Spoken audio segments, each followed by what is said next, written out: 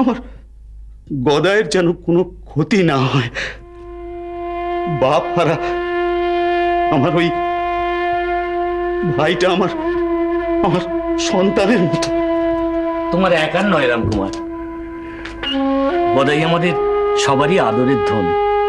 হ্যাঁ, ওর মনের ভাব আমি আজ সকালেই আঁচ পেয়েছিলাম। দেখো, উপবিত অনুষ্ঠানে কোনো অব্রাহ্মণীকে ভিক্ষেমা করার চল তোমাদের বংশে না থাকলেও অন্য অনেক সৎ ব্রাহ্মণ পরিবারে আছে। কাকাবাবু? হ্যাঁ রামকুমার, আমি আজই খোঁজ নিয়েছি। শেষকালে এই ঘরেরই এক ব্রাহ্মণী আমার কথায় সায় দিয়েছে। হ্যাঁ, মানে আমার মামার বাড়িতে এই চল আছে জানেন। মানে ভিক্ষেমার তো কোনো জাত হয় না। ভুল বললে বৌঠান, মায়েরই কোনো জাত হয় না।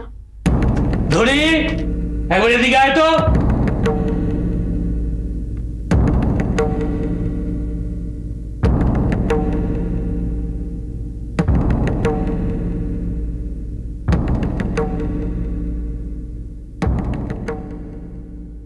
হয়তো নেই,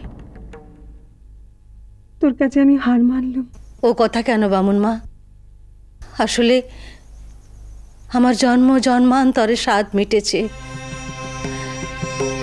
আমার কতকালের বুকের স্বাদ। গদাই একবার আমাকে মা বলে ডাকবে।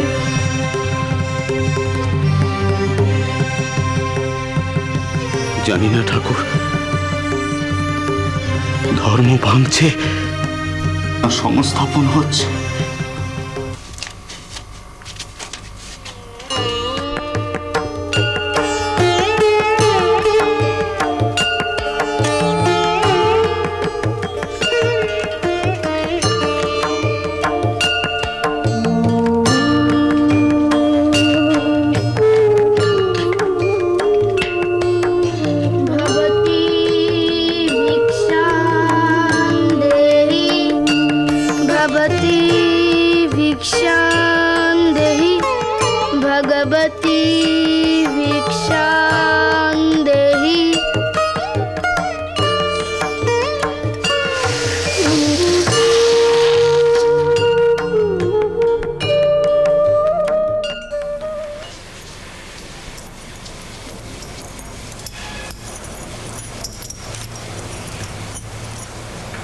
সত্যি বলছি গিন্নিমা, কি ভাগ্যি আমার।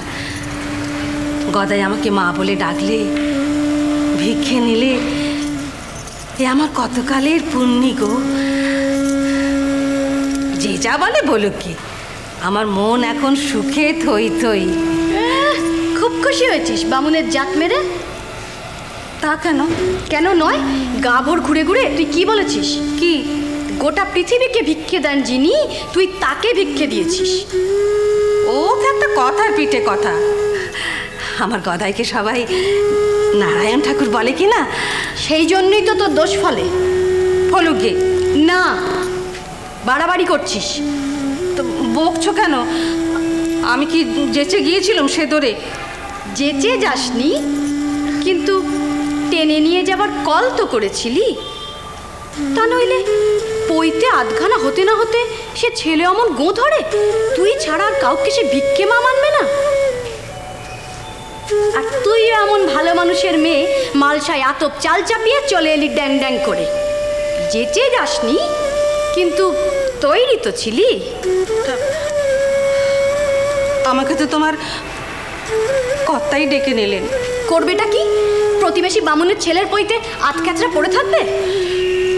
আকাশ থেকে ব্রহ্ম সামনে নেমে এলে আমরা কেউ রেহাই পাবো? গায়ে গায়ে ঘর।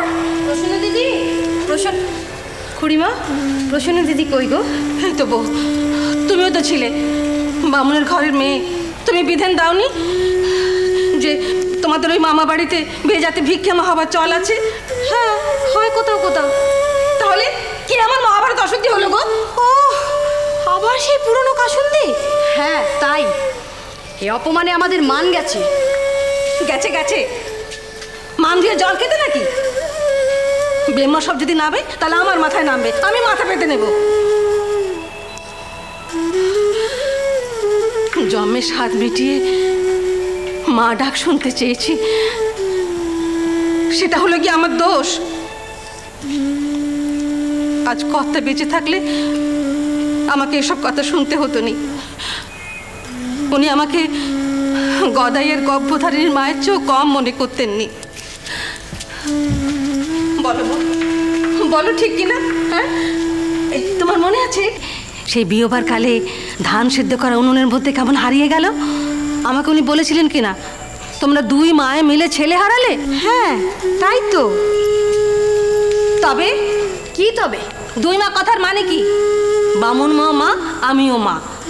তোমরা মাঝে রেখা টানছো কেন গো? ব্রহ্ম সাপের ভয় দেখাচ্ছ? আসুক না ব্রহ্মদত্তি, তার কত সাপ আছে আমি দেখব। ওরে বাবা, ব্রহ্ম সাপ মানে ব্রহ্মদত্তি সাপ নয়, দেবতাদের পিতৃপুরুষ ব্রহ্মদেব, তার অভিশাপ। তা তুমি নিশ্চিন্তে যাও গো কামারনি, সে সাপ তোমার পরে নামবে না। যাক, নিশ্চিন্ত করলে। তাই তো, আমি গরিব মানুষ, আমাকে সাপ সাপান্ত কেন শুধু শুধু? তুমি লক্ষ্মী বউ গো, আমার ব্যথা আর কেউ না বুঝলেও তুমি বুঝবে। চলি গো বউ, চলো। কোন পীড়িতের সুবাদ শুনি? ওর ব্যথা তুমি বোঝো? না গো, পিরিতি নয়। তবে এক লিখনে লেখা কপাল তো। মা ডাক শোনার স্বাদ আমারও যে মিটল না। কি কথায় কি কথা? না হয় তোমার হলো গিয়ে তেমনই কপাল, তা বলি সুদূরের বল তুললি বামুন। অমন সৃষ্টি ছাড়া কথা তুমি বলো না বউ। ঠিক হবে, ভগবানে বিশ্বাস করো, মানত টানত করো। আর কবে হবে খুড়িমা? সবার কোলে কাঁখে দেখি আর জলে পুড়ে মরি। আমার কেন এরকম হলো? কেন?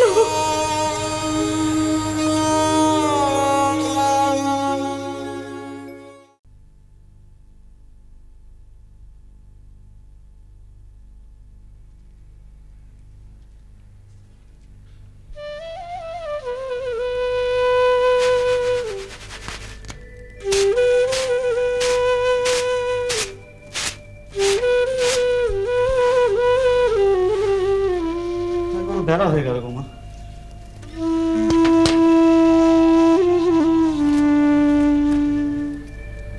কি হয়েছে মা? কিছু না, হাত মুখ দিয়ে খেয়ে নে, বিশ্রাম কর।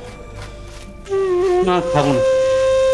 আসলে আজকে ওই দেশ গ্রামে গিয়েছিলাম তো, ওখানে ওই নিতাই চক্রবর্তী বাড়িতে একটা শুভ কাজ ছিল, ওরা বেশ পেট টুকে ফলা করি।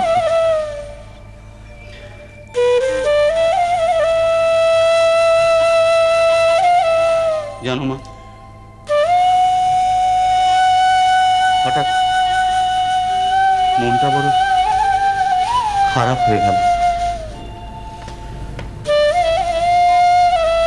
দূর থেকে ভিটেটার দিকে তাকালাম, চারধারে